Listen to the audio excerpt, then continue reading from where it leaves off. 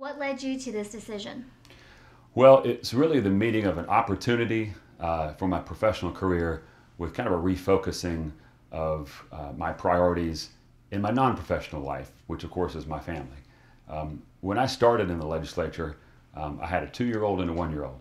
And so many parents can tell you what's going to happen as those children grow older and how busy you're going to be, but you really don't know that until you experience it firsthand. And then on top of that, during that time period, I had 2 more children. So I've got a 13-year-old, a 12-year-old, a 9-year-old, and a 7-year-old.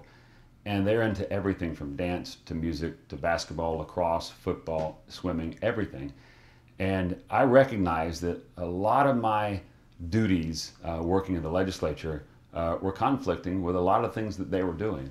And you only get a parent to be a parent one time. You got one shot at getting that right. And I never wanted to sit back and look and say, well, I was busy doing that legislative work and passing those bills, and I'm sorry I didn't get to come to your events. I just never wanted to be that guy, and that would have been a regret that I don't know that I would have gotten over. So the timing from that perspective is extremely important.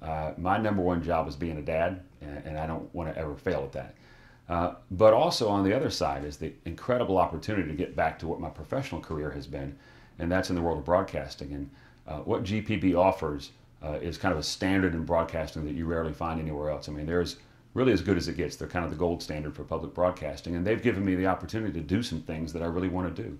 And having that opportunity at this time in my life was really something that I didn't dream was going to happen, but it did. And so I'm very excited about the future. What will your new job entail?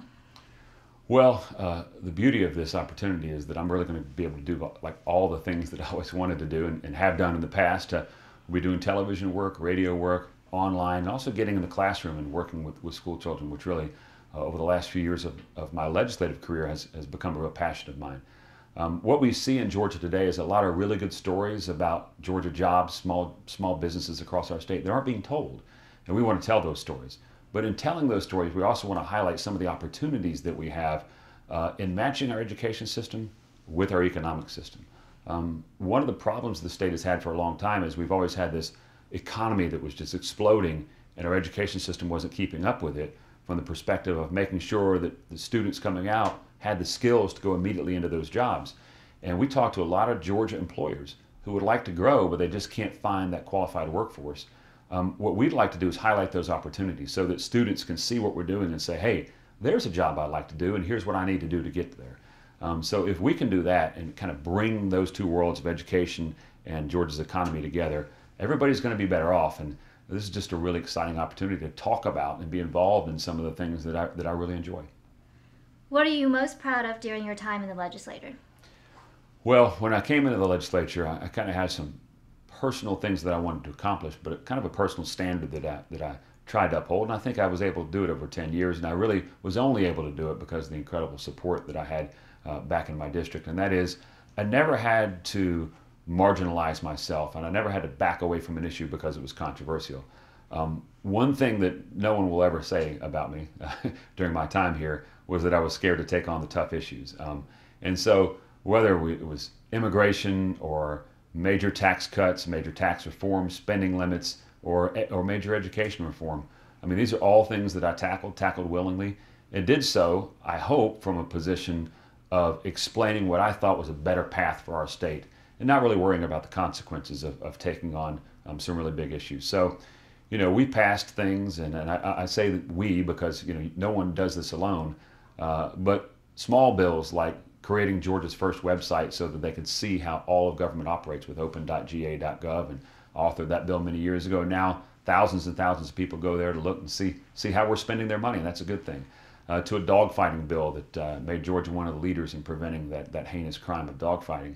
And then on the other end of the scale, some really big items like eliminating the state portion of the property tax, eliminating the sales tax on energy, and eliminating the income tax for seniors on about 90% of the seniors across Georgia, and some of the spending limits we were able to put in place.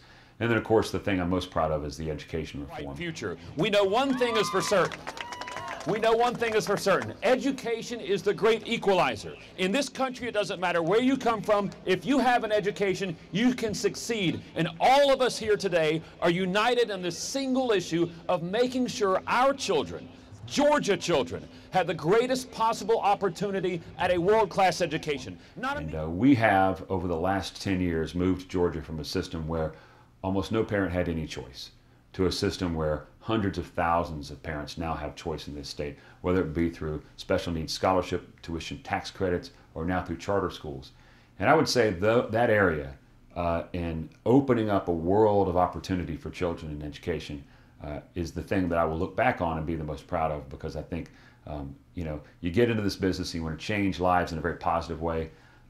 Giving a child a chance at a real education, you can't give them anything better than that. You can give them money, you can give them time, but giving them a chance at a real education is about as good as you can do. And during the last 10 years, we've been able to really change the way Georgia does that, and so that's what I'll be most proud of. Do you have any regrets? Well, of course, you always have regrets on the things that you didn't get to. But as I look back over my time in the legislature, and particularly my time as majority leader, we got to a lot of the things that really matter. So I don't know that I have that many legislative regrets. I guess sometimes you're always going to have some personal regrets, and that politics is a very, I won't call it a dirty sport, but it's a contact sport for sure.